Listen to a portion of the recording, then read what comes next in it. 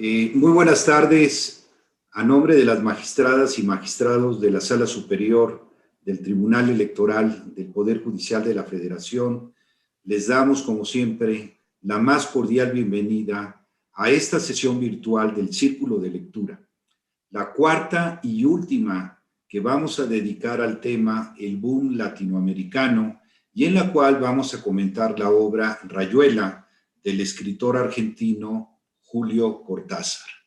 Sin duda alguna, estamos ante uno de los autores en español de los más importantes de todos los tiempos, y frente a su obra emblemática, un hito en la narrativa del siglo XX, que, como todos sabemos, conmocionó el panorama cultural de su tiempo y que no deja de encontrar lectores hasta nuestros días. La gran novedad que incorporó Cortázar en Rayuela es que este libro puede leerse de dos maneras diferentes. El autor lo advierte en la primera página de la obra. La primera manera de leer Rayuela es iniciar el libro de la manera convencional y terminarlo en el capítulo 56. La segunda forma es comenzar con el capítulo 73 y de ahí ir saltando de capítulo en capítulo según una lista que se le proporciona al lector al inicio. La publicación de Rayuela en 1963 supuso una verdadera revolución en la narrativa en lengua castellana, y es que por primera vez un escritor llevaba hasta las últimas consecuencias la voluntad de transgredir el orden tradicional de un relato y el lenguaje para narrarlo. Rebosante de ambición literaria y vital, renovadora de las herramientas narrativas, destructora de géneros y convenciones, Rayuela es la suma de todo lo que caracterizó a su autor, con toda su complejidad ética y estética, con su imaginación y con su humor. Quiero hacer aquí una pausa para agradecer a todas las personas que nos están acompañando el día de hoy y a quienes nos están siguiendo a través del canal institucional de YouTube del Tribunal Electoral del Poder Judicial de la Federación y de la cuenta en Facebook Live del editorial del Tribunal. Hoy tendremos el gusto de contar con la presencia de nuestro amigo el doctor Luis Octavio Vado Grajales, investigador de la Escuela Judicial Electoral, a quien le damos la más cordial bienvenida, agradeciéndole su participación en esta sesión del Círculo de Lectura en su calidad de comentarista principal de la obra. Asimismo, la moderación estará a cargo del licenciado Felipe Jiménez García Moreno, de la Dirección General de Documentación, amigo querido de todos nosotros, y a quien igualmente le damos la más entusiasta bienvenida. Felipe nos va a hacer favor de dar lectura a la síntesis curricular de nuestro presentador, de manera tal que, Felipe, te cedemos el micrófono para que presentes al doctor Vado. Con todo gusto, muchas gracias. ¿Se me escucha? Sí. Perfecto. Me da mucho gusto tener la oportunidad de saludar a todas y todos ustedes. Con mucho gusto voy a dar lectura a una semblanza curricular de nuestro presentador, el doctor Luis Octavio Vado Grajales, licenciado y doctor en Derecho, maestro en Derecho Constitucional y Amparo, grados otorgados por la Universidad Autónoma de Querétaro, especialista en Justicia Constitucional, Interpretación y Tutela de los Derechos por la Universidad de Castilla-La Mancha. Profesor de tiempo libre en la Facultad de Derecho de la Casa de Estudios Queretana, tanto en licenciatura como en el doctorado en Ciencias Jurídicas, programa incorporado al Padrón Nacional de Posgrados de Calidad del CONACYT. Profesor de la Facultad de Derecho de la Universidad Iberoamericana en la materia de Derechos Humanos. Autor de artículos y reseñas en revistas como Cuestiones Constitucionales, del Instituto de Investigaciones Jurídicas de la UNAM, Voz y Voto, Metapolítica, Revista Iberoamericana de Derecho Procesal Constitucional, Justicia y Sufragio, y la revista Justicia Electoral del Tribunal Electoral del Poder Judicial de la Federación, en la que integra su cuerpo de árbitros. Ha coordinado los libros Tópicos Electorales con el doctor Santiago Nieto Castillo, Centenario Constitucional México y Querétaro, con el doctor Enrique Rabel García, así como el proceso electoral 2014-2015, una visión desde lo local, para la editorial Tirán Loblanc, que publicó también su libro Derecho Procesal Electoral Queretano. Textos de su autoría han aparecido en libros colectivos sobre temas vinculados al derecho electoral y procesal constitucional en editoriales como el Instituto de Investigaciones Jurídicas de la UNAM, Porrúa Laguna, articulista del portal Foro Jurídico y del periódico La Crónica.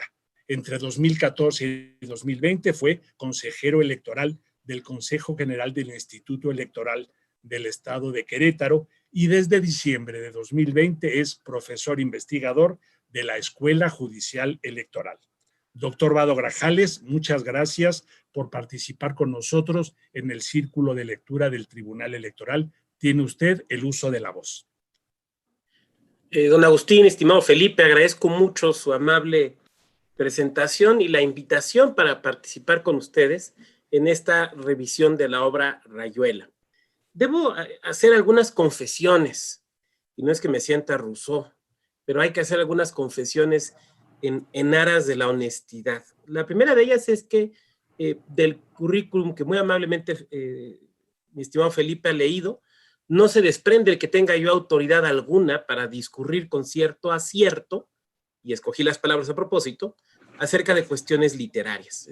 Me gusta muchísimo la literatura, pero no dejo de ser un diletante. Sin embargo, esto la verdad es que tampoco me preocupa mucho, porque toda lectura que hagamos de un texto siempre es una lectura personal.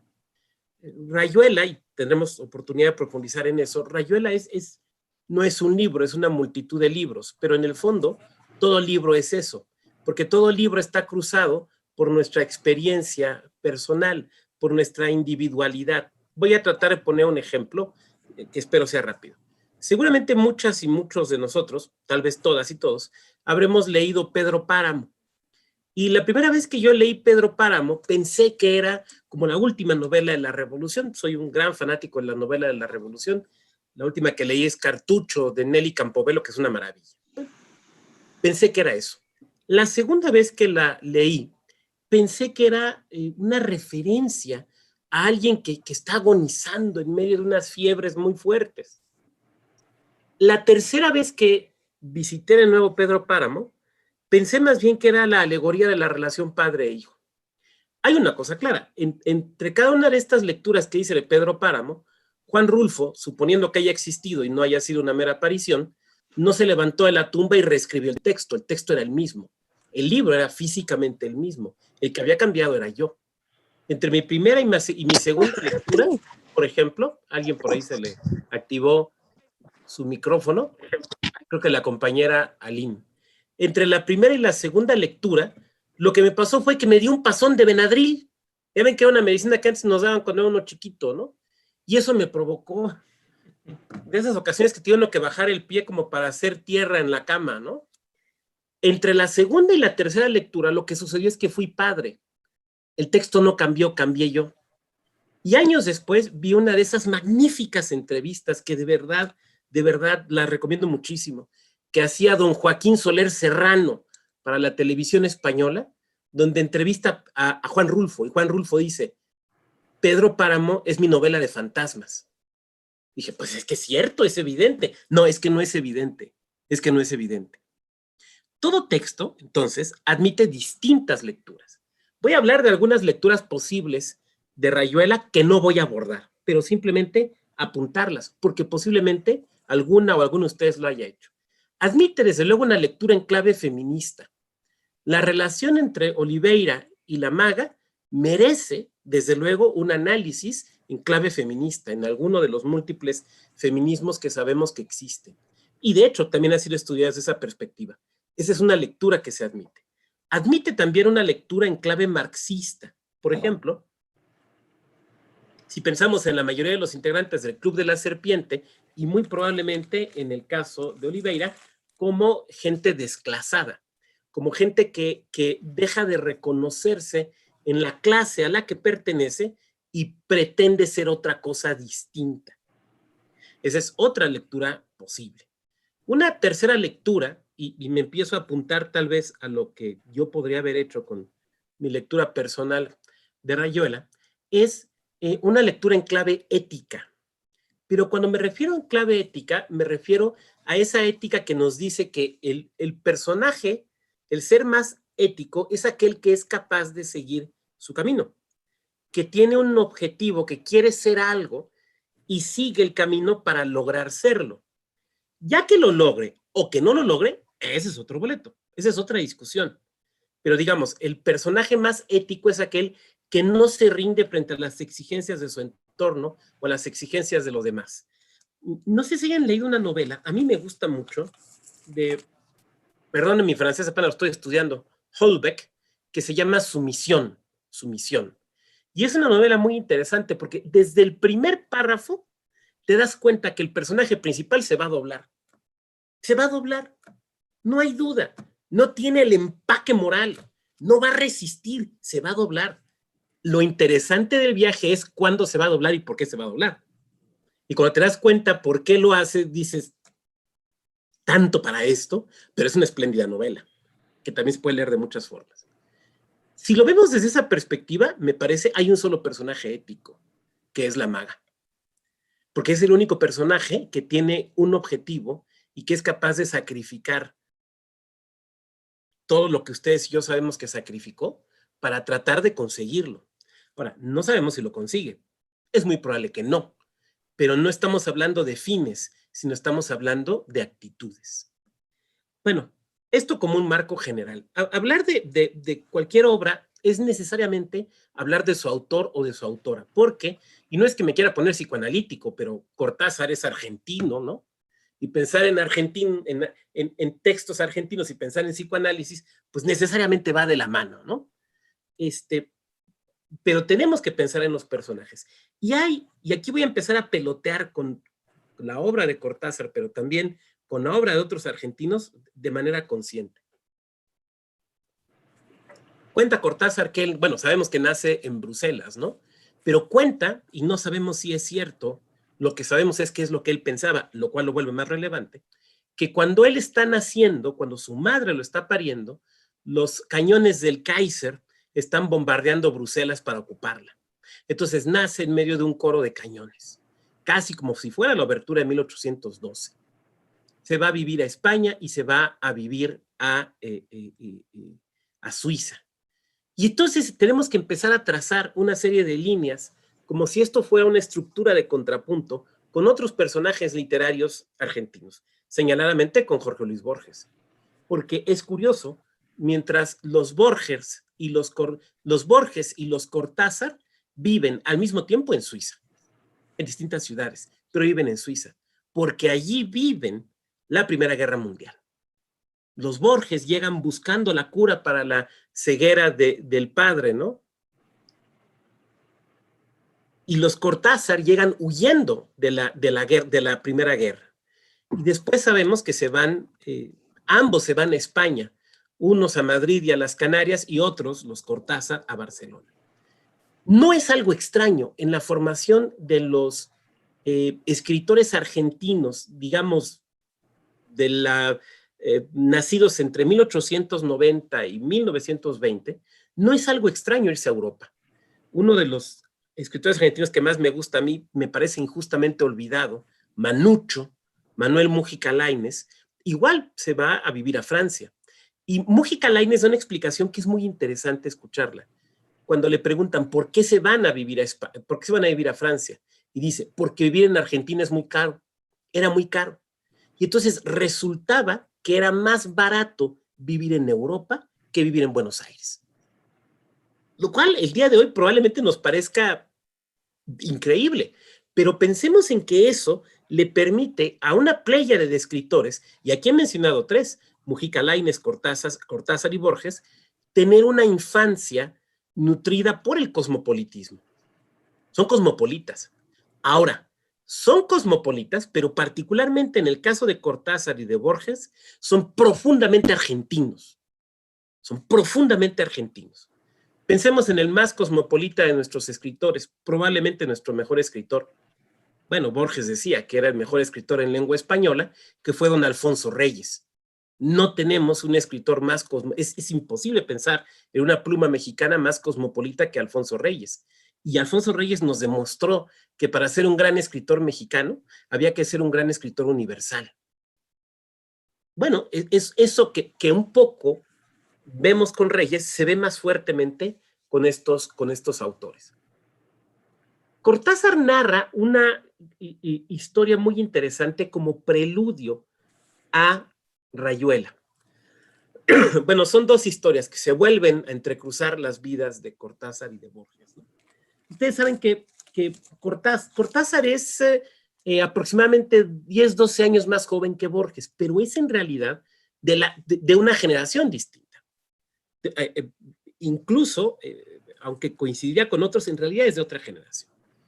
Y Borges, dirigiendo alguna de las muchas revistas que dirigió, y esta es una historia que cuentan tanto Borges como Cortázar, le llega a Cortázar muy joven, inicios de los 40, y le entrega un manuscrito de un cuento con la intención de que Borges lo lea.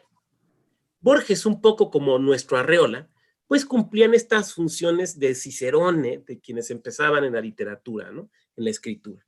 Entonces se lo deja y Borges todavía podía leer, recordemos que era ciego hasta el 55, y le dice, el año que la Revolución Libertadora lo hace director de la Biblioteca Nacional, y le dice, venga usted en 2 semanas, en lo que leo el cuento. Cuando el joven Cortázar regresa, joven, aunque no tan joven, Borges le dice, su cuento va a salir publicado en la revista. Y además le pedí las ilustraciones a mi hermana Nora Borges, que era una espléndida pintora, ilustradora y grabadora.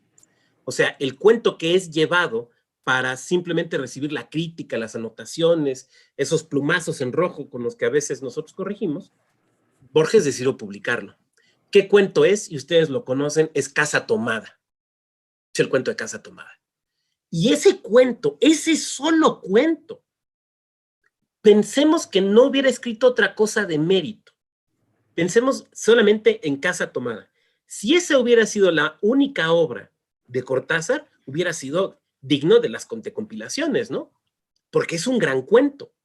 Yo no sé qué les daban de comer a los argentinos de aquella época, pero qué buenos cuentistas eran.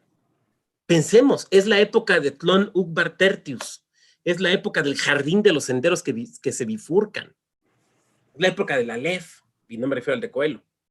Es en la época en la que se escriben esos cuentos en la Argentina, lo cual es maravilloso. Pero Cortázar, que todavía no era el Cortázar comprometido socialmente que conocimos a finales de los 60, particularmente después de Rayuela, Cortázar ya es antiperonista. Como buena parte de la intelectualidad porteña, es antiperonista, cosa que comparte con Borges. Y en Casa Tomada viene una serie de interpretaciones acerca de su texto y le empiezan a decir a Cortázar, le empiezan a decir, y esto se liga con Rayuela, ahorita van a ver por qué, le empiezan a decir, tu texto es una referencia al peronismo. O sea, es el peronismo que está expulsando a todos los antiperonistas. O sea, es esa sensación de que ya no estás en tu país. Y sabemos que pues, años después, el propio Cortázar se va de traductor a París. Y Cortázar dice, no, en realidad fue un sueño.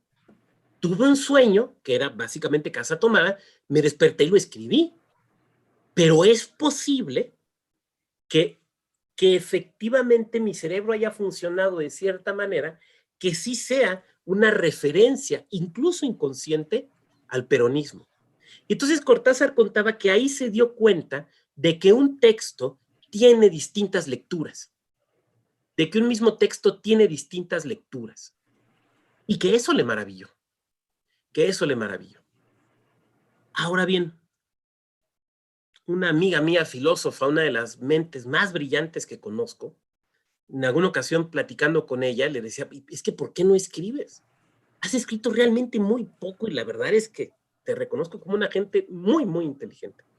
Y ella me decía que tenía un miedo y que su miedo era que sus textos se malinterpretaran y no estar allí para defenderlos.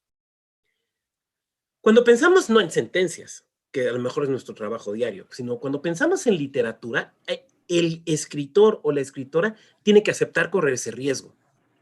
Ahora, a mi amiga le espanta, a Cortázar le emocionó, porque se dio cuenta de las múltiples posibilidades que tiene un texto y que un texto no es único, sino es tantos como lectores y lectoras tengan. Y eso, me parece, es necesariamente un antecedente de Rayuela. Ahora bien, ¿qué es una novela? Me permití traerme un librito que tengo aquí, también argentino, hoy es tarde de argentinos, ¿no? De la editorial Sur.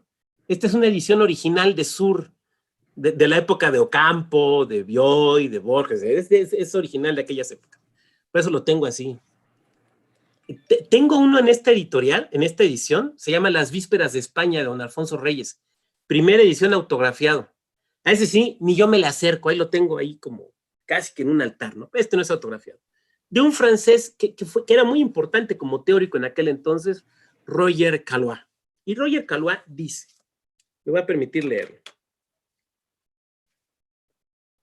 Es evidente que la emoción esencial que procura la lectura de las novelas no pertenece al orden del goce estético desinteresado, sino que por el contrario, se asienta en una participación y en una identificación. De modo, pues, que cuanto más vulgar es una novela, más se dirige a un público extenso y burdo, menos educado literariamente. En su forma externa, creeríase releer de continuo la gesta interminable y monótona del infortunio humillado, militante y triunfante. ¿Qué nos dice Caillois? Que toda novela, yo creo que podemos extenderlo, porque estamos hablando de novelas, que toda novela, para hacer clic con una novela, necesitamos que por un lado nos rete, pero que por el otro lado nos identifiquemos con ellas. ¿Cuántas veces te habrá pasado que te enfrentas frente a un texto que sabes que es muy bueno, pero que tú mismo dices, no me gusta? Yo recuerdo una frase con la que contestaba Borges cuando le preguntaban de un poeta que no le gustaba. Él decía, no he sido digno de su obra. O sea, en lugar de decir, pues escribe puras mafufadas, decía, no he sido digno de su obra. Bueno, pues no hemos sido dignos de muchos libros, ¿no? ¿Por qué? Probablemente, y no es que me quiera poner psicoanalítico porque no nos dice nada. Los personajes de Rayuela, yo me pregunto, ¿qué nos dicen? Pensemos en París, ¿no? Ya ven que la primera parte, bueno, depende de cómo se lea, transcurre en París. Y se acuerdan seguramente de aquella película de Woody Allen que se llama Medianoche en París. ¿Se acuerdan de esa película? Muy famosa, ¿no? Yo me preguntaría, Gregorovius, el señor Wong, ¿alguno de ellos aparecerían en Medianoche en París? ¿Aparecerían ahí con Hemingway? ¿Aparecerían ahí con Picasso? ¿Aparecerían ahí con Buñuel? Y salvo mejor comentario de ustedes, creo que no. Creo que no. Creo que el principal acierto de la obra, del texto, se encuentra en que Cortázar sabía que lo más importante de un escritor es su estilo. Lo que hace a un escritor o una escritora identificable es su estilo. ¿Por qué si tú tienes un texto? Pensemos en la polémica entre Octavio Paz y Carlos Monsiváis, ¿no? De los años 80, 90 del siglo pasado. Y si vemos, estamos inmersos en esa polémica y leemos un texto de Monsiváis, sabemos que es de Monsiváis. Barroco, rococó, las imágenes mentales. Si vemos un texto de Paz, sabemos que es de Paz. No podemos confundirnos. Son estilo. El escritor es el estilo. Permítanme irme un momento al campo del derecho. Si tú lees, no sé, a Bobbio, te das cuenta de que tiene un estilo muy fluido. Si lees a Piero Calamandrés, te das cuenta que además de ser un abogado, el tipo era un poeta, literalmente era un poeta, porque escribía poemas. Si lees a nuestro Emilio Rabasa, te das cuenta un estilo específico. Bueno, el estilo es lo que marca, es lo más importante de un escritor, o una escritora, más allá de sus temas. Más allá de sus temas. Por ejemplo, ¿cuál es el tema central en Rayuela? ¿Cuál es el tema central? Podemos verlo de distintas maneras. Una forma podría ser considerar que es una especie de modificación del viaje del héroe. Y que entonces Oliveira es eso, es el héroe que está viajando, que está teniendo un viaje no solo geográfico, que lo tiene, sino un viaje de transformación. Esto es, que el Oliveira que inicia la novela, aquel que nos recuerda que se pone a buscar los cuadritos de azúcar cuando se le caen en un restaurante, ¿no? ¿Se acuerdan? Que ese Oliveira es un Oliveira distinto a aquel que, dependiendo cómo leamos la novela, no sabemos si se suelta o no se suelta la cornisa, ¿no? Que hay una transformación del personaje. Esa es, tal vez, la gran diferencia entre el cuento y la novela, ¿no? En el cuento lo que se nos presenta es un personaje en un momento definitorio de su vida. En un momento definitorio de su vida. Pensemos, por ejemplo, en Agustín Yáñez, La muerte tiene permiso. Es un momento definitorio de la vida de los ingenieros que dan el permiso para matar, ¿no? Es el momento definitorio de sus vidas. Pero una novela no. Una novela es un viaje de transformación. Por lo tanto, tienes que pintar al personaje. Tiene que sufrir alguna transformación el personaje. Porque ya no estamos en la época de novelas costumbristas, ¿no? Donde solamente pues, hablamos de algo que está sucediendo de manera externa. Bien. Entonces, la gran innovación es la estructura. Esa es una prueba del genio. Pero a la vez de que la gran innovación es la estructura, eso lo hace, ¿cómo podría yo decirlo? A ver, mejor, lo hace incopiable. Voy a poner un ejemplo. Todos conocemos a Luis Buñuel, la obra de Luis Buñuel, ¿no? Bueno, entonces, un director, cuyo nombre ahorita se me escapa, memoria post-COVID, platicaba en una entrevista que él había trabajado como asistente de Buñuel. Y entonces le preguntan, le dicen, bueno, ¿y qué le aprendió usted a Buñuel? Y contestaba, nada. Pues, ¿cómo que no le aprendió nada? Y la respuesta es muy cierta. Le dice, no le aprendí nada porque al genio no le aprendes nada. Lo cual es cierto, porque genio se nace, genio no te haces. El genio se hace, el genio nace, el genio no se hace. La estructura es una idea genial. Es una idea que el único antecedente, ni siquiera antecedente, la única relación que yo le encuentro es con un pianista canadiense, que es mi favorito y que muchos conocen, que es Glenn Gould. Porque Glenn Gould, en sus grabaciones de los años 70 y 80, él decía que el ideal que él quería lograr era, en lugar de venderle el disco a la gente para que lo oyera, era venderle las cintas de grabación para que la gente hiciera la edición como más les gustara y pudieran modificarlas todo el tiempo. Entonces, un concierto de Bach, de clave, en este caso tocado en piano, jamás iba a ser el mismo. O sea, tenías las pistas, pero tú las ibas a armar, como si hicieras un Lego de música. Pero esa es la única diferencia, es la única referencia que encuentro, porque, digo, a lo mejor es mi cultura limitada, ¿no? Pero no encuentro otra referencia. Y eso también lo vuelve inimitable. Porque, insisto, la genialidad no la puedes imitar. Permítanme otra referencia moderna. Pensemos en Tarantino. Cuando se intenta hacer una película a lo Tarantino, no se puede. No puedes. O sea, puedes meterle el chistorete, puedes meterle la ultraviolencia, puedes meterle un soundtrack padre, pero no puedes lograr lo que logra Tarantino, porque no eres Tarantino. O sea, la genialidad es absolutamente inimitable. Eso es lo que estoy tratando de decir, pues. Entonces, el genio está en la estructura. Pero el genio también está, y sé que lo que voy a decir es polémico, en que aunque Cortázar forma parte del boom latinoamericano, que no fue en realidad, sino híjole, es que no sé si la frase sea muy fuerte, pero un argumento de ventas. O sea, esta idea del boom fue más bien un argumento mercadológico, ¿no? No toca los temas del boom, o sea, no es materialmente un autor del boom. Es un autor de ficción, sí.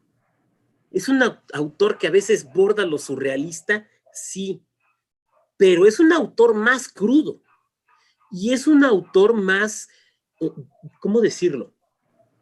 Menos dado a lo sobrenatural, al menos en Casa Tomada a lo mejor sí, pero eso es más bien casi que es de espantos, ¿no? Pero estoy hablando de Rayuela. En eso lo hace distinto, Yo con quien le encontraría alguna relación, y ahorita van a ver por qué, sería con Revueltas, con José Revueltas, incluso con la escena de la muerte de los niños. ¿Se acuerdan cómo muere Rocamadour? ¿Se acuerdan, no? Bueno, en los días terrenales, José Revueltas presenta algo exactamente similar, con una bebé que se llama Bandera. Le pone el nombre de Bandera. Y pensemos en algo. Son imágenes sumamente fuertes. Son tan fuertes que no tienen nombre. Cuando tú te quedas sin padre, eres huérfano o huérfana. Pero cuando una madre o un padre no pierden a sus hijos, eso no tiene nombre. ¿Y saben por qué no tiene nombre? Porque no se debe invocar. Lo que no tiene nombre no se puede invocar. Lo que no se puede invocar no se le puede invitar a que suceda. Entonces, por esa razón, eso no tiene nombre. Y por lo mismo, meter una imagen con esa fuerza es una cosa que es muy difícil lograr sin que sea de mal gusto. Salvo mejor opinión de ustedes, creo que en Rayuela se logra. Ahora, es una escena muy fea, es una escena incómoda, es una escena molesta, pero es una escena efectiva y es una escena que hace avanzar la trama. Bueno, me voy a regresar aquí a mis apuntes para tratar de ser más o menos sistemático. Esto de las estructuras extrañas en las novelas es también muy argentino, muy argentino. ¿Por qué razón? Porque tienen un antecedente muy importante en un autor hoy olvidado que se llamaba Macedonio Fernández. Macedonio Fernández escribió una novela rarísima, yo no la he podido acabar, no he sido digno de acabarla, que se llama El Museo de la Novela de la Eterna. ¿Por qué? Porque no es una novela, son prólogos a una novela que no se escribió y las instrucciones para escribir una novela que no se ha escrito. Claro, es algo distinto a lo que presenta Rayuela. Lo que estoy tratando de decir es que eran capaces de pensar, pero totalmente afuera del sombrero, totalmente afuera del sombrero. Y lo que sí hay es un corte, es una piedra miliar respecto de lo anterior que se construye en la literatura argentina. Cuando yo pienso en la generación anterior cuando pienso en la generación anterior a Cortázar, yo estoy pensando sí en Borges, pero en otros escritores que eran más o menos de la edad de Cortázar. Cortázar es del 14, del mismo año es Bioy Casares, 4 años más viejo es Manucho, pero Bioy y Manucho son del mundo intelectual de Borges. El ancestro directo de Borges, bueno, son dos, es Paul Grusac y es el de las montañas del oro, ¿cómo se llama? Este poeta argentino. Ay, se me acaba de ir el nombre. Bueno, ahorita me voy a acordar.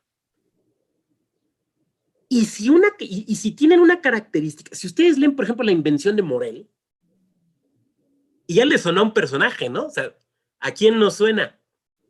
Nos suena a Morelli, ¿no? ¿Saben que Morelli es el escritor que me atropellan ahí en la Leopoldo Lugones? Muchas gracias, Daniela, desde luego, Leopoldo Lugones. ¿Se acuerdan que Morelli es un personaje de Rayuela, no? Bueno, vamos a pensar en Morel, en La Invención de Morel de Casares, o en La Casa de Manucho, o en los propios cuentos de Borges. Son estructuras muy clásicas, muy sólidas, pero muy clásicas. Son estructuras clásicas. La innovación en ellos no está en la estructura, está en los temas, en el abordaje, en la genialidad en el uso del lenguaje. Ahí está, pero no está en la estructura. El que rompe con la estructura es Cortázar. Hay dos que rompen. Roberto Arlt, con el uso del lunfardo en sus novelas, y que desde luego es meritorio, no digo que no, y Cortázar, que me parece que lo que sí hace Cortázar es genial, que es romper la estructura. A ver, ¿por qué tiene que ser así? ¿Por qué tiene que narrarse de una forma lineal? ¿Por qué no puedo yo ofrecerle a quien lea mi obra un camino distinto, pero más aún? Porque bueno, ok, nos dan las instrucciones para leerlas, pero el mismo Cortázar está abierto a que la leamos de otra forma, a que la complementemos, a que hagamos a un lado los capítulos prescindibles e imaginemos otra cosa, o imaginemos otras cosas. Probablemente a que leamos esta novela articulada con sus cuentos, o por ejemplo con la novela inmediatamente anterior, Los Premios, me parece que se llama, ¿no? Y que entonces hagamos una lectura distinta. Pero bueno, como pueden ver, lo que estoy haciendo es bordar alrededor de la propia lectura.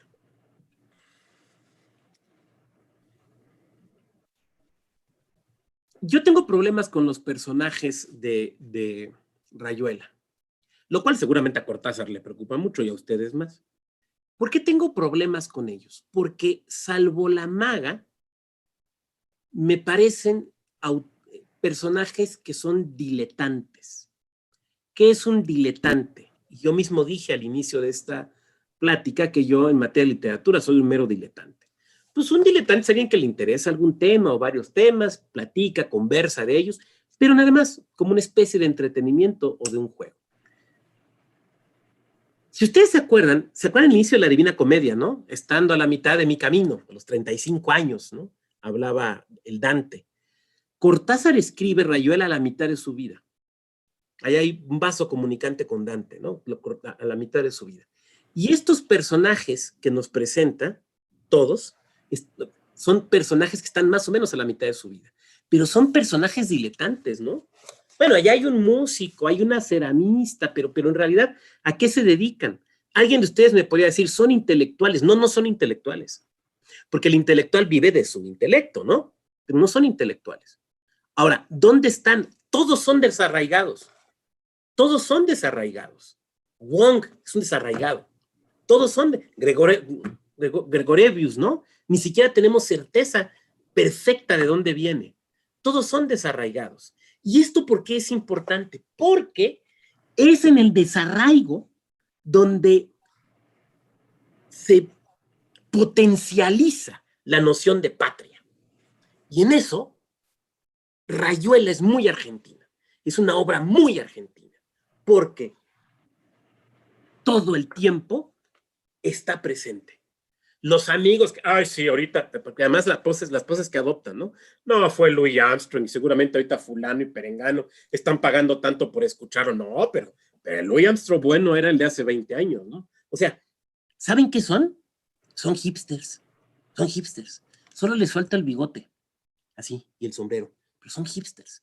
No, es que bueno cuando nadie lo conocía, bueno cuando nadie lo escuchaba, lo cual en el fondo es una afirmación de superioridad, pero más en el fondo, y ya sé que me estoy poniendo psicoanalítico, más bien es una afirmación de inferioridad.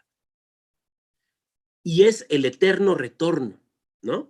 Ahora, el problema es que ninguno jamás va a poder retornar. Y entonces me van a decir, pero Oliveira regresa. A ver, hay varias cosas que comentar de Oliveira. Primera, el apellido. Oliveira suena oriental, ¿no? Uruguayo tal vez, o tal vez brasileño. ¿Qué tan bonaerense es en realidad Oliveira? Bueno, es que nació en Buenos Aires. Bueno, sí, pero realmente es de raigambre bonaerense. ¿No es más bien algún descendiente de brasileños perdido por ahí? No sé, pero bueno. Nadie va a poder regresar a su patria, aunque regrese físicamente, porque esa patria es una patria mental, es lo que se imaginaron, pero no es lo que es. Por eso cuando regresa a Buenos Aires no se halla.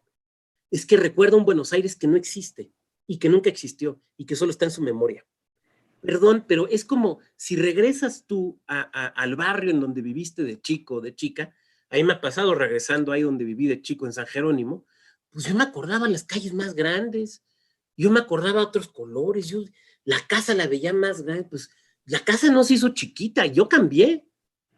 Pero es que en nuestra memoria, la memoria siempre es falible y la memoria siempre es mentirosa. Es en el destierro, es en el vivir lejos, donde afianzas la noción de patria, pero siempre es una patria hipotética. Por eso cuando regresan no están cómodos, porque esa patria ya no existe. Bueno, nos pasó, ¿no? ¿Cuántos españoles desterrados en la época de Franco viven durante muchos años aquí en México, regresan a España, después a la caída de Franco, y resulta que se vuelven a venir a México porque es que España ya no es lo que era? Pues claro, Pero no es que España ya no es lo que era, es que tú ya no eres lo que eras. ¿Me van siguiendo hasta aquí? La maga tiene un objetivo, decíamos. La maga tiene el objetivo de ser cantante. Lo más probable es que no lo logre, pero tiene un objetivo. ¿Cuál es el objetivo que llevó a los otros a París? El objetivo es estar en la Ciudad Luz. El objetivo es vivir en el barrio latino. El objetivo es caminar por Le Pont Neuf. Ese es el objetivo. El objetivo es comer en un bistró. ¿Cuál es el objetivo? ¿Vivir la bohemia del siglo XIX, de la ópera La Bohemia? ¿Ese es el objetivo? Porque además viven fuera de su cultura. Viven todo el tiempo fuera de su cultura. Creo que muchos hombres podemos identificarnos en algunas conductas de Oliveira y podemos ver cosas de nosotros mismos que seguramente no nos gustan. Por ejemplo, yo lo que observo en Oliveira, y desde luego puede ser muy distinto a lo que ustedes observen, es que él no puede amar sino la sensación de posesión. Pero una sensación de posesión bastante peculiar, porque él no hubiera soportado que la maga terminara la relación con él. No lo hubiera. Yo creo que busca un puente y se avienta. Ahí sí, le pone new y se avienta. No lo hubiera tolerado. Pero tampoco puede tolerar que se vaya con otro. Es el tema con Gregorovius, ¿no? Todo el tiempo. Esa tensión que existe con Gregorovius. Entonces, él tiene que abandonar. Pero lo que abandona no puede ser nadie más. Imaginemos un escenario donde en el circo o en el manicomio se encontrara realmente con la maga. No con esa maga imaginaria, ¿no? ¿Cómo se llama? ¿Talita? Talita, ¿verdad? No con Talita, sino con la maga real. Y que se la encontrara de la mano de otro hombre, feliz con otro hombre. Sí se suelta. Porque necesita sentir la posesión. Y eso que rechaza es lo que a la vez le atrae. Porque la maga está viva. Porque ella está en el hoy. Porque ella, que tiene la sed y la necesidad de aprender, no despega los pies de la realidad. Y Oliveira es un cínico. Es un cínico. Es un diletante, es un cínico, es un hombre que, pues simple y sencillamente, ha decidido no luchar. Bueno, eso es lo que me provoca a mí su lectura, ¿no? Simple y sencillamente ha decidido no luchar, sino dejarse llevar, convivir, permanecer, estar en ese pequeño círculo del Club de la Sierpe y se acabó.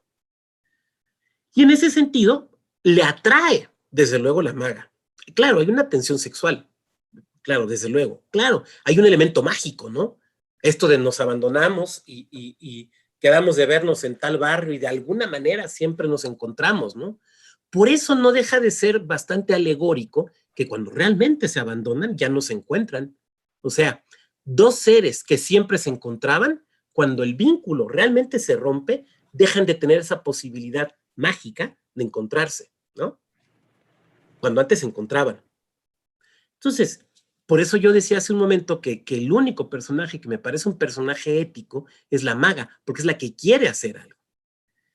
Bueno, ¿dónde me quedó mi libreta? Acá está. Es que anoté las ideas para no tratar de irme. Me parece que bueno, si nos vamos a la lectura, en el orden que nos proponía, el primer orden que nos propone Cortázar, que es el orden del 1 hasta el final, y hablamos de la segunda parte de Traveler y de Talita, pues ahí hay muchas cosas interesantes, ¿no? Traveler me cae mal. ¿Se acuerdan qué es lo primero que hace cuando se entera que su amigo va a regresar? ¿Se acuerdan qué es lo que hace? Patea un gato, ¿se acuerdan? Patea un gato. A mí me gustan los gatos, vivo con una gatita, entonces me paré, ¿por qué pateas un pobre gato? Pero eso pinta al personaje. A ver, a veces el arte está en los pequeños detalles. ¿Vieron la película de Dunkerque? ¿Vieron Dunkerque? Sí. ¿Se acuerdan cuando en Dunkerque el personaje de Kenneth Branagh, ¿no? Qué pedazo de actor, ¿no? Y su última película es una maravilla. ¿Se acuerdan cuando Kenneth Branagh le pasan los binoculares y ve que van llegando las barcazas que los van a rescatar? No le vemos de la cara más que la sonrisa y se le empieza a iluminar el rostro con la sonrisa y el otro dice, ¿qué estás viendo? Y él contesta con los binoculares, home. ¿Se acuerdan esa escena? Esa escena pinta de cuerpo completo al personaje. Ahí ya tienes dibujado perfectamente al personaje. No necesitas más. Bueno, con Traveler pasa lo mismo. ¿Qué es? Es un tipo impotente. Eso es lo que es. Porque frente a la noticia de que voy a regresar y échame la mano, su reacción, ¿cuál es? Agrede al que no se puede defender. Esa es su reacción. No se controla, pero no es capaz de canalizarlo respecto del objeto de su molestia, su incomodidad o de su ira, sino con quién lo canaliza, con un inocente. Con un inocente. Por eso me parece, puedo entender toda esta situación tan incómoda que se da entre Oliveira y Talita, y que Traveler ahí está, como que tratando de salvar, perdón, me llegó correo de la chamba, bueno, esto también es chamba, tratando de salvar, o sea, con la esposa, pero también tratando de salvar la relación con el amigo, que ni siquiera es un amigo tan íntimo, ¿no? Además, que ni siquiera es un amigo tan íntimo. Esta idea maravillosa, ¿no? De que trabajamos en un circo, pero de repente ya no estamos en el circo, ¿no? Estamos en un manicomio. Un manicomio que en la parte de abajo tiene una morgue, ¿no? Una morgue que la usan para algo más que para guardar cadáveres, porque también ahí guardan las birras, ¿no? ¿Se acuerdan que ahí dejan también las birras? Porque pues frías unas, frías los otros, pues ¿cuál es el problema? Y la metáfora final de ese Oliveira que se encierra en el cuarto, ¿no? Está encerrado en su cuarto, está esperando el ataque de Traveler. Traveler no lo va a atacar. Pero bueno, eso no lo sabe él, eso lo sabemos nosotros, porque nosotros estamos viendo desde fuera lo que está sucediendo, ¿no? Pero está esperando y está ahí encerrado.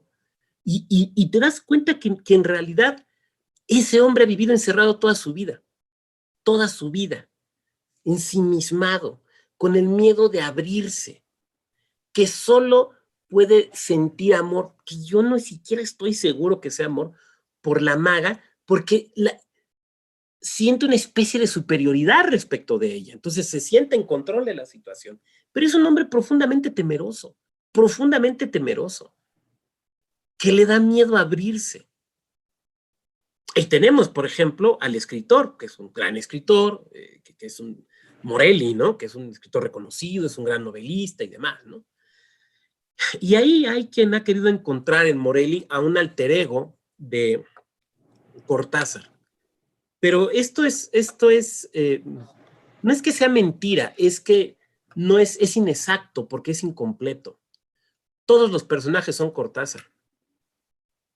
Cortázar es Wong enseñando las fotografías de la ejecución de los 1000 cortes. Ese es Cortázar. Cortázar es Rocamadour. Cortázar es el gato que patea Traveler. Cortázar es la maga. Todos son Cortázar. Porque esto, y sigo con el psicoanálisis, porque esto es como un sueño. Tú eres todos los personajes. Tú eres todos los personajes. Y en la literatura, el que escribe es todos los personajes, o la que escribe es todos los personajes, todos. Claro, vas tomando elementos de la realidad, te vas inspirando, siempre se ha discutido acerca de quién fue la maga y que si tal vez fue tal escritor o que si fue tal persona. Eso no importa. Lo que importa es que es Cortázar. Todos los personajes son Cortázar. Es Cortázar el que está en la mitad de su vida, es Cortázar el que vivió en París, es Cortázar el que regresa a Buenos Aires, pero no sabemos si es el mismo Buenos Aires que es el Cortázar que se siente probablemente perdido, tal vez sin darse cuenta, y que le encuentra un sentido a su vida cuando más allá de la literatura se vincula con la cuestión política, ¿no? Que es el Cortázar de final de los 60 más para acá. Entonces, todos los personajes son Cortázar. Pero, y esto puede ser lo más perturbador, y no es que quiera sonar a 5 cosas más perturbadoras, ¿no? Pero esto es lo que puede sonar más perturbador. Todos los personajes somos nosotros, porque al leerlos somos profundamente subjetivos, porque al ver cada personaje somos nosotros mismos. ¿Cuántas veces hemos sido la maga preguntando algo que no entendemos y que queremos entender y que nos tratan de forma condescendiente? ¿Cuántas veces hemos sido esos diletantes que están escuchando música y no, es que pues, el que escucha otra música distinta de la mía, no, o sea, ¿cómo, no? O sea, ¿cómo oyen cumbias? ¿Qué les pasa, no? ¿Cuántas veces hemos sido ese personaje? ¿Cuántas veces hemos sido el personaje que no podemos, no encontramos la manera de sacar la cara, y lo digo en buen sentido, por aquellas personas que nos importan o que amamos? ¿O cuántas veces hemos sido aquellas personas que hemos querido ser defendidas y que no nos han defendido? Y que no nos ha quedado más que arrojar la hierba mate y los clavos y llorar. Aunque nosotros no tomemos mate, bueno, yo estoy tomando café, no sé qué tomen ustedes, pero... Quisiera cerrar esta parte porque entiendo que vendría un rebote de ideas, regresándome a Calois. Roger Calois, en este libro de los años 30 del siglo pasado, decía que ya no era la época de la novela, que ya había desaparecido la época de la novela. Y yo no sé si Rayuela revivió la época de la novela, pero sí me queda claro que Rayuela inauguró un esplendor, un nuevo esplendor de un nuevo tipo de novela. Entonces creo que Roger Calois tiene las palabras exactas para concluir nuestra, por lo menos mi peroración. Dice: no hay ya sitio para la novela. Aquí está don Roger Calois, muy elegante como buen francés. No hay ya sitio para la novela, ningún vano, ningún intersticio, ninguna soledad en que pudiera crecer el deseo de otra vida. El individuo solo piensa ya en la historia, los cantos épicos que celebran las hazañas de los abuelos de Borges, ¿no? ¿Te acuerdan? Los abuelos militares. E invitan a los descendientes a imitar su intrepidez. Nous entrons dans la carrière cuando nos années n'y seront plus. Exaltan a un pueblo de ciudadanos entre los cuales ninguno siente la necesidad de retirarse aparte para identificarse con un héroe privado, inventado por la falsa arbitraria de un inútil. Lo novelesco no puede florecer en estas condiciones. Hay que esperar a que la dislocación de la sociedad vuelva de nuevo al hombre hacia su vida interior, lo invite a analizarla y a complacerse con ella. Creo que el éxito de Rayuela estuvo allí, que son personajes que no hacen nada, pero hacen mucho, y que nos reflejan a veces la inanidad de nuestras propias vidas. Bien, queda a su disposición y agradezco mucho su amable paciencia. Muchas gracias, Luis Octavio, por tan interesante intervención. Yo en lo personal coincido plenamente cuando dice que Rayuela es multitud de libros, porque la obra va cambiando conforme nosotros vamos cambiando y varía también según lo que vayamos nosotros queriendo. Recuerdo el diálogo que relata que tuvo el cantautor argentino Facundo Cabral con un personaje que admiraba al encontrárselo en la calle por verdadera casualidad. Cuenta Facundo Cabral que le dice: ¿usted es quien yo creo? Y le contesta: yo soy quien tú quieras. Usted es el maestro. Dice: el maestro es el que nos puso a ti y a mí ahora en este lugar. Yo solo soy Arthur Rubinstein.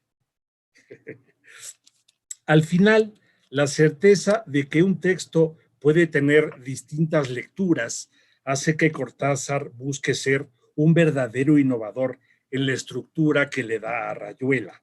Tanto que, como ya adelantaba el licenciado Millán al principio, Rayuela puede leerse de distintas maneras, modificando el orden de algunos capítulos y prescindiendo de algunos otros.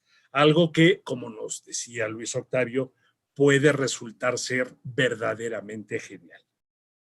Bueno, ahora vamos a darle el uso de la voz a mi compañera Marcela Lagos, que levantó la mano. Marcela, adelante, por favor. Gracias, Felipe. ¿Se escucha bien? ¿Sí? Ah, qué bueno. Bueno, Acerca de las múltiples lecturas que ya nos mencionaba el doctor Vado, coincido completamente, ¿no? Nunca nos bañamos 2 veces en el mismo río. Del mismo modo, exacto. Del mismo modo, nunca una relectura nos atraviesa de la misma manera. La obra de Julio Cortázar llegó a mí, les cuento un poco, tendría unos 16 o 17 años. Recuerdo que entre clases yo prefería leer La Escuela de Noche e historias de cronopios y de famas que socializar.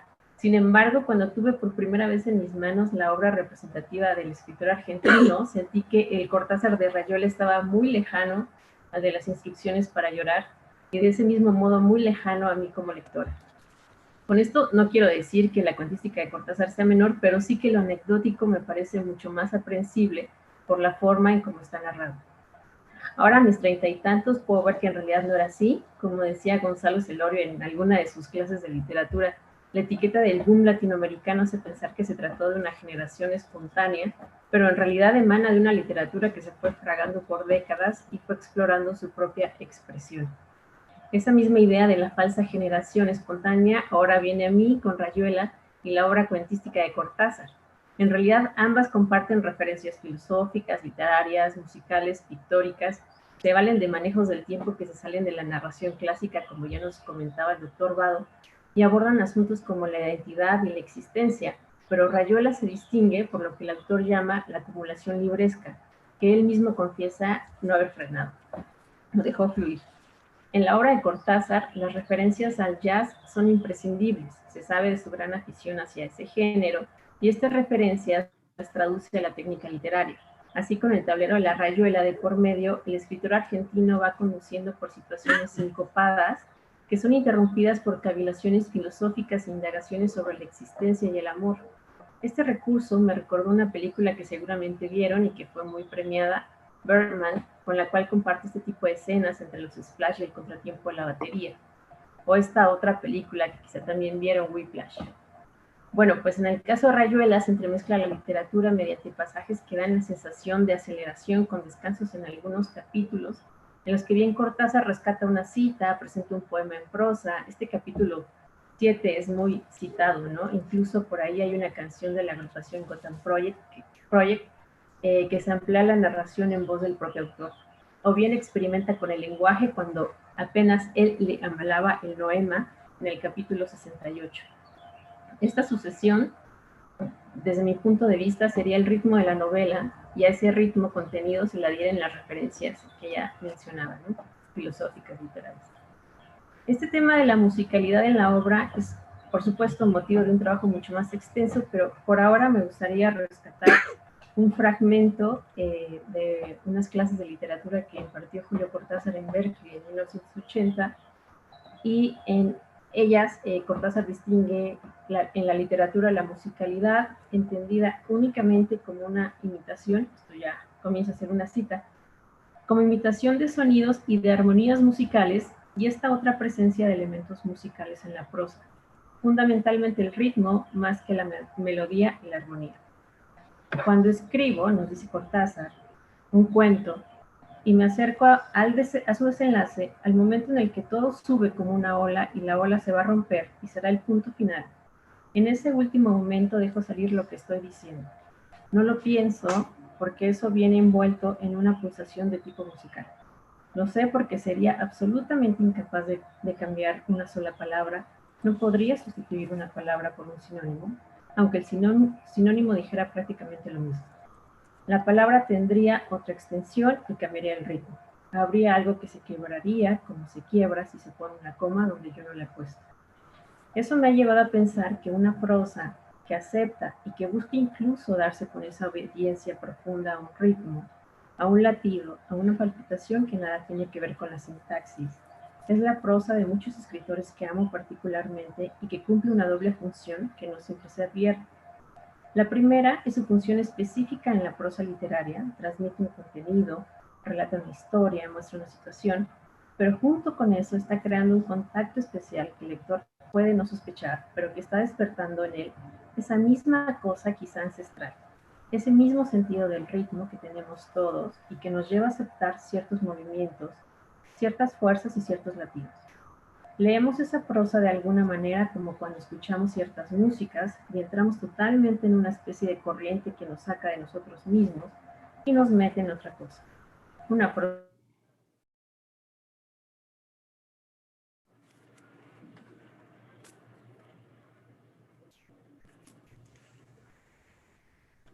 Tuvimos ahí un problema con Marcela. Sí, se congeló.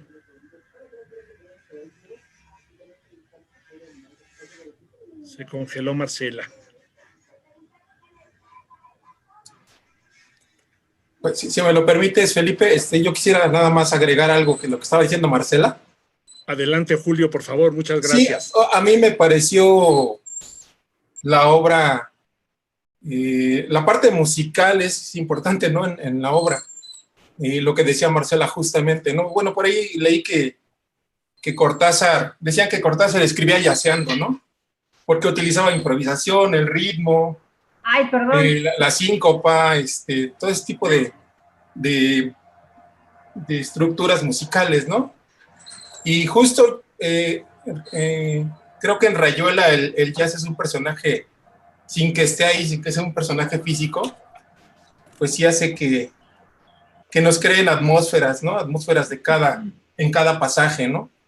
Incluso por ahí existe una playlist en Spotify que se llama justamente Música de Rayuela, donde viene son, no sé, 50 canciones de jazz que algunas se citan dentro de la obra. Y bueno, ya ese era todo mi comentario, nada más como que para más o menos complementar lo que decía Marcela, ¿no? Muchas gracias, no, gracias, Julio. Gracias. A Marcela ya la tenemos aquí de regreso. Marcela, adelante, por favor. Perdón. ¿En la cita? Bueno, lo que quiere decir es que precisamente esto que describe Cortázar fue lo que me ocurrió al releer Rayuela en esta ocasión. En esta nueva experiencia percaté ese ritmo del que ya hablaba antes, sincopado, que me remite al jazz, como Julio ya intervino, no solo por sus alusiones a Coleman o a Thelonious Monk, sino porque la estructura de Rayuela contiene su propia musicalidad. Es decir, no solo estas referencias, sino que tiene su propio ritmo narrativo, semejante al género, al jazz, ¿no? Estos saltos que en un inicio no tuvieron una intención premeditada por el escritor, según él mismo declara en estas clases, la tiene para el lector, al menos en mi experiencia, que logra articular esos vaivenes y darles un sentido rítmico. Y bueno, ya, ese es el tema que yo quería abordar, la musicalidad de la obra. Muchas gracias, Marcela, por tu reflexión, por tu anécdota, que nos compartes de que hace años preferías la lectura de historia de cronopios y de famas a socializar con tus compañeros.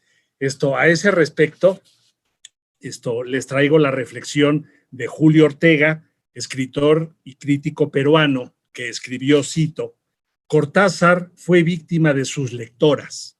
Empezaban buscando un lugar en sus libros y acababan queriendo un lugar en su vida. Las muchachas de mi facultad querían sobre todas las cosas ser la maga. Llevaban medias negras, fumaban gitans y empezaban a cocinar mal. Llevaban como una especie de amenaza Rayuela bajo el brazo. Con ese libro, de alguna manera, empezó la crisis existencial masculina. Algunas de estas lectoras creían que Cortázar les había escrito personalmente a ellas, se sentían sus novias. Él había concebido la literatura como un acto amoroso, un acto íntimo. Fin de la cita. Bueno, muchas gracias. Vamos a ver si alguien más Marcos Platas quería hacer algún comentario. ¿Estás ahí, Marcos? Adelante, por favor, Marcos. Sí, muchas gracias. Buenas tardes, saludos cordiales a todos. Bueno, si bien a Rayuela se le puede considerar una antinovela o contranovela, según el autor, por experimental, transgresora, subjetiva, individualista, diferente, arriesgada, compleja, lineal o completa, esquiva, impredecible y difícil de jugar, lo cierto es que Julio Cortázar compartió solo una vez en su carrera, mediante un curso de literatura impartido en Berkeley en 1980, la clave para escribir esta gran obra. Dijo que no basta conseguir una estructura fija, con un inicio, un nudo y un desenlace, ni con aplicar determinadas técnicas. El texto, para funcionar, debe poseer armonía, latencia y debe transpirar exactamente como un ser vivo. Tal estilo solo puede alcanzarse cuando el escritor se olvida del mundo y de sí mismo y entra en un verdadero trance. Por lo tanto, en lugar de seguir estructuras en esta novela, el argentino cuenta sus gustos personales, sus lecturas, y se va por el camino opuesto al de los maestros de la técnica, creando 3 planos y, a mi parecer, una atmósfera musical como acompañante de la que ya han hablado. Bueno, el primer plano es el metafísico-filosófico. El protagonista de la obra, Horacio Oliveira, siempre está pensando, ya sea en sus experiencias personales o en las vivencias de amor con la maga, así como en sus conversaciones con el Club de la Serpiente. Continuamente critica al mundo que lo rodea y a su realidad, desde el lenguaje hasta las costumbres más cotidianas, sean de la vida o del orden mundial. No se conforma con estar en un mundo ordenado y condicionado. ¿Cómo se comprende este primer plano? Al tener como contexto el París de la posguerra, cuando el existencialismo estaba en su máxima expresión. Se trata de una corriente que busca la comprensión de la condición humana, la libertad, las emociones y el sentido de la vida desde una ética que supere los moralismos y los prejuicios de otras corrientes. Y como vanguardia literaria, va en contra de la filosofía tradicional y sus postulados. El autor menciona a representantes de la corriente como Dostoyevsky, Sartre o Nietzsche, o incluso a otros filósofos como San Agustín y Kant. El segundo plano es el lector y la forma. Sin duda, Cortázar irrumpe en la estructura del género. Va contra lo establecido de la novela para así involucrar al lector. Nos hace entrar en el juego de la ficción e ir saltando como una rayuela, de página en página, buscando el cielo. El texto puede fragmentarse y resulta que muchos capítulos funcionan independientes. Por ejemplo, el 41, el primero que escribió el argentino, puede ser un cuento. El 73, un manifiesto estético. El 32, una obra de teatro, y el 7, un bello poema. ¿Qué influyó en este segundo plano? Pues bien, si hablamos justamente de fragmentaciones, en la obra son referidos 3 grandes representantes del surrealismo y el cubismo: André Breton, Joan Miró y Pablo Picasso. Su arte abstracto pudo inspirar a Cortázar para crear una nueva realidad, una forma alterna de abordar la literatura. En mi opinión, hay un escritor que traspasó esas formas y, sin manifestarse como seguidor o alumno de Cortázar, creo que logró extender las letras. Se trata de Ricardo Piglia, cuya novela La ciudad ausente es una yuxtaposición de relatos y la culmina con una ópera de 2 actos, junto con el director musical Gerardo Gandini. Piglia fue, el maestro Vado Grajales habló de Macedonio Fernández, pues Piglia lo incluye en su obra. Él sí es admirador de Macedonio Fernández. Bueno, el tercer plano es el idiomático semántico. Rayuela tiene un estilo consistente, capaz de enfrentarse al sistema más cerrado, al más rígido, y su arma para ello es el lenguaje. Para retar al canon literario, tuvo que llegar por otro camino, y lo hizo con una gran herramienta: un idioma estratificado y codificado. El uso del glíglico, plasmado en el capítulo 68, el uso indistinto de la H y de otras formas semánticas arremeten directamente contra el idioma y contra esas estructuras naturales del español, incluso contra las abstracciones prefabricadas. Cito el fragmento más popular. Apenas él le amalaba el noema, a ella se le agolpaba el clémiso y caían en hidromurias, en salvajes ambonios, en sústalos exasperantes. Cada vez que él procuraba relamar las cincopelusas, se enredaba en un grimado quejumbroso. Termina la cita. ¿De qué se diferencia este tercer plano? Cortázar dijo en su cátedra en Berkeley que el universo personal del escritor está constituido por sus obsesiones, sus amores, sus prejuicios, sus aspiraciones, sus antipatías, sus odios. Como dijo el maestro Vado Grajales, su estilo. Su arte consiste en transformar ese amasijo de sensaciones en un libro legible, de principio a fin. Por lo tanto, estas características encontradas en Rayuela se separan por mucho de la exaltación de lo folclórico y lo cultural de Martín Fierro, del escritor José Hernández, considerada la obra cumbre de Argentina. Si la obra y el lenguaje utilizados en Martín Fierro se distinguen por el empleo abundante de metáforas, neologismos y arcaísmos, y en otro gran autor como lo es Jorge Luis Borges, encontramos la máxima exposición del expresionismo y la creación del ultraísmo, en Cortázar solo encontramos lo siguiente. Cito su biografía editada por Six Barrial. Yo creo que desde muy pequeño mi desdicha y mi dicha al mismo tiempo fue el no aceptar las cosas como me eran dadas. A mí no me bastaba con que me dijeran que eso era una mesa o que la palabra madre era la palabra madre y ahí se acaba todo. Al contrario, en el objeto mesa y en la palabra madre empezaba para mí un itinerario misterioso que a veces llegaba a franquear y en el que a veces me estrellaba. En suma, desde pequeño, mi relación con las palabras, con la escritura, no se diferencia de mi relación con el mundo en general. Yo parezco haber nacido para no aceptar las cosas tal como me son dadas.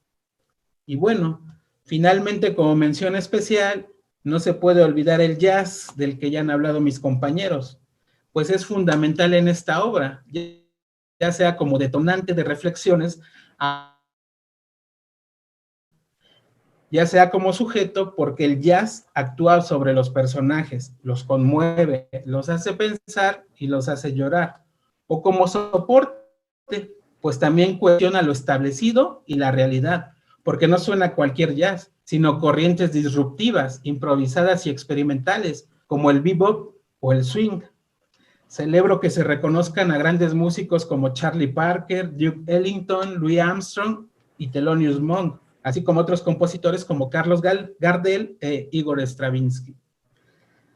Esta novela también es influencia para los músicos poetas argentinos, como les llama Andrés Calamaro, entre muchos otros, Luis Alberto Spinetta, León Gieco, Charly García, el Indio Solari, Fito Páez, Ricardo Mollo y Gustavo Cerati. Pues bueno, es mi participación. Muchas gracias. Marcos, muchas gracias. Efectivamente, como decía Marcos al principio, para Cortázar, Rayuela puede ser la antinovela. Y esa reflexión la hacía también Miguel de Unamuno, que escribió a principios del siglo XX que la novela como género literario, en su opinión, estaba agotada y iba a ser necesario crear un nuevo género que tal vez se pudiera llamar la nivola, en vez de novela, nivola. Y es que él decía, en una corriente de pensamiento en la literatura, en español, que el siglo XVI, para nuestro idioma, fue el siglo en el que brilló como género la poesía. El siglo XVII fue el siglo del teatro, el siglo XVIII fue el siglo del ensayo como género, el siglo XIX es el de la novela, pero en el siglo XX la novela ya es sustituido por otro género literario que tiene un origen periodístico y que es la crónica. ¿Cuál será el género literario que distinga a este siglo XXI? Vamos a ver qué es lo que sucede. Bueno, no sé si hay alguna otra intervención, alguna otra mano levantada. Bueno, si no es así, yo quería comentar con ustedes que hay una referencia. Sí. No alcancé a levantar la mano, pero si quieres después de que... Adelante, por favor, adelante, Luis Octavio. A ver, por alusiones, me gustaría complementar algunas cuestiones. A ver, no, es que desde luego, ningún autor es caído del cielo, ¿no? Ningún autor es caído del cielo. Entonces, cuando pensamos en que Cortázar inventa palabras, es que ya antes se hizo. Ya antes lo hizo en Argentina Jules Solar, pintor, inventor, un hombre auténtico del Renacimiento que había inventado la neolengua y que en esa neolengua inventaban palabras y que él decía que el español debía tener esa posibilidad que tiene el alemán, y aquí digo, yo no sé alemán, aquí me podrán corregir si digo algo inadecuado, de crear nuevas palabras, de crear palabras complejas. Entonces, bueno, claro, ¿no? Y Schul es la generación inmediatamente anterior a la de Cortázar. Ahora, con esto yo no estoy diciendo que Cortázar no haya... Lo único que estoy diciendo es que todo ya está inventado. Y el chiste es cómo lo presentamos. Es como las historias, casi siempre nos narramos la misma historia. El chiste es cómo lo contamos, ¿no? Las referencias musicales que ustedes han hecho, desde luego yo no podría atreverme a complementarlas. Solamente hacer un pequeño apunte, que en un texto anterior, Cortázar habla de Chet Baker.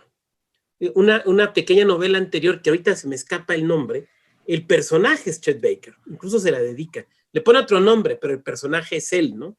Y tal vez, siguiendo lo que ustedes han comentado, tal vez esta es la primera novela con soundtrack incluido, ¿no? Con soundtrack incluido, probablemente sea la primera. Me enoja una referencia que hace Cortázar a un escritor que a mí me parece muy bueno, que es Julián Marías. No me refiero a Javier Marías, el que escribe en El País y que es un espléndido escritor, aunque de ideas bastante disputables, sino a su papá, filósofo, que escribió por ahí una historia de la filosofía que es un estupendo texto, ¿no? Y lo citan como si fuera un autor aburrido. A mí no me parece aburrido, pero bueno, pues cada quien, ¿no? Hablaban también de cómo se puede entender las distintas partes, ¿no? Un manifiesto, si una obra de teatro. Yo creo que hay una parte que es una película de Monty Python. Esta, creo que es en el segundo o tercer capítulo, esta narración que hace Oliveira de cuando, que él dice que cuando se le cae algo lo tiene siempre que recuperar, ¿se acuerdan? Y que narra cómo en un restaurante se le cae un terrón de azúcar, un cuadrito de azúcar, y se pone a buscarlo y todo el mundo está ahí sacado de onda y se anda metiendo entre los pies de los demás, y un mesero se agacha y se pone a ayudarle pensando que es una cosa muy valiosa y es un terrón de azúcar. Eso pinta de cuerpo entero al personaje, pero además es auténticamente una escena de Monty Python, o es una escena de los hermanos Marx, ¿no? Que también hay referencias a los hermanos Marx en algunos capítulos. O sea, desde luego, ahí me parece que hay cosas. La referencia a Martín Fierro, a ver, es que creo que es muy interesante también, porque nos habla de las formas de escribir. Cortázar decía que él no escribía, digamos, por ejemplo, a ver, Stephen King, ¿no? On Writing, en su libro de Mientras escribo, te dice cómo es un tipo, es un godínez de casa. O sea, tiene un horario y escribe en ese horario y demás. Y Cortázar no, Cortázar decía que pues, él escribía conforme se le iban ocurriendo las cosas, iba tomando notas, pero que cuando iba llegando al punto culminante o al final de un texto, ahí sí se encerraba. Y cuenta que para terminar Rayuela eso le pasó, se encerró y que no sabía si era de día o de noche y que su esposa de repente le llevaba una sopa y le decía, oye, ya vete a dormir, ¿no? Y algo parecido pasa con Hernández, con el Martín Fierro, porque Hernández, que era un perseguido político, porque era rosista, era de la Mazorca, ¿no? Era seguidor de la Mazorca. Hernández, que era rosista, se encierra en un hotel de una ciudad cuyo nombre ahorita se me escapa y que no es relevante, y en 2 semanas escribe el Martín Fierro. Pero Martín Fierro es un libro político, es un libro que tiene una finalidad política, que es protestar contra la leva, protestar contra el gobierno y reivindicar ideas rosistas. O sea, ahora, esto porque es interesante, porque si bien, salvo la mejor interpretación que ustedes hagan y que yo cumplidamente admitiré, Rayuela no es un libro político, ahí está el Martín Fierro. Rayuela no es un libro político. Sí, Cortázar se convierte después en un escritor con compromiso. Hernández, el autor de Martín Fierro, es un escritor con un compromiso político cuando escribe Martín Fierro. Cortázar después se convierte en un escritor de este tipo. Borges, ahorita que estamos recordando conferencias de escritores argentinos en Estados Unidos, Borges en Austin, le preguntan, ¿no? Si un escritor tiene que ser necesariamente comprometido con su tiempo, y responde de una manera que a mí me voló la cabeza, porque dijo que en realidad es un poco absurdo. Todo escritor, toda escritora está comprometida con su tiempo. Vamos a suponer que la compañera Marcela, que ahorita citaba Heráclito, quisiera escribir una novela o un cuento donde se refiriera a Grecia, y que le quedara magnífico, y que fuera un espléndido cuento. Pero Marcela no dejaría de ser Marcela, ¿no? O sea, Marcela no dejaría de ser una mujer del siglo XX en México. Eso se nos cuela, lo queramos o no lo queramos. Hay quien busca hacerlo más claramente comprometido que otros. Y por último, haría una confesión con el tema de las estructuras. A mí me obsesionan las estructuras de los textos. Y me obsesionan porque yo, hace muchos años, cuando tenía cabello y no tenía barba, yo era orador. Y en la oratoria, un elemento fundamental es la estructura de un discurso. Y yo desde ahí me he vuelto un obsesivo, si podemos decirlo así, con el tema de las estructuras. Y a mí me parece que es fundamental una buena estructura. Y yo tengo la idea de lograr algo que creo que Burgess lo hizo en alguna ocasión, que es poder escribir un texto con una estructura no literaria, sino musical, que es la estructura del canon. O, por ejemplo, la estructura del contrapunto, del que fue un genio Bach, ¿no? Creo que lo que hace Cortázar con la renovación de la estructura, por eso a mí me impacta mucho, porque al renovar la estructura renuevas todo. Hay temas que se nos quedan en el tintero, ¿no? Por ejemplo, ¿cuál es el McGuggin de la obra? El McGuggin de la obra es la maga, o sea, el objeto que hace que la novela avance es la maga. El McGuggin es Buenos Aires, el McGuggin es la nostalgia, el McGuggin es la música. A ver, digo, yo sé que hablo entre gente que seguramente domina esto mucho mejor que yo, pero ¿cuál es el McGuggin? Bueno, ¿se acuerdan del Señor de los Anillos? El McGuggin es el anillo que es el que hace que todo vaya avanzando, ¿no? En Harry Potter, en algunos de los libros de Harry Potter, el McGuggin son los horrocruxes, ¿no? Es lo que hace que la novela vaya avanzando. Entonces, ¿cuál es el McGuggin de Rayuela? La verdad es que podemos suponer varias ideas, ¿no? Bueno, eso sería lo que quería comentar, Felipe. Agradezco mucho la amable paciencia. Nada, muchísimas gracias por tu comentario, Luis Octavio. Ya tenemos el tiempo encima. Le devuelvo el uso de la voz a nuestro anfitrión, al licenciado Agustín Millán. Muchas gracias. Muchas felicidades a nuestro presentador, el doctor Luis Octavio Vado Grajales.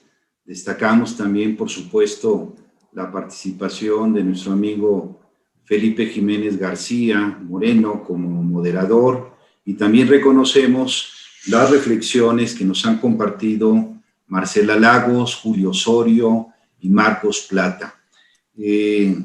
Ninguno de los que han participado, especialmente el presentador, se puede considerar diletante o aficionado de la obra de Cortázar y de la literatura universal. Han dado muestras claras de que son exégetas de alto nivel y se los reconocemos. Muchas gracias por estas participaciones.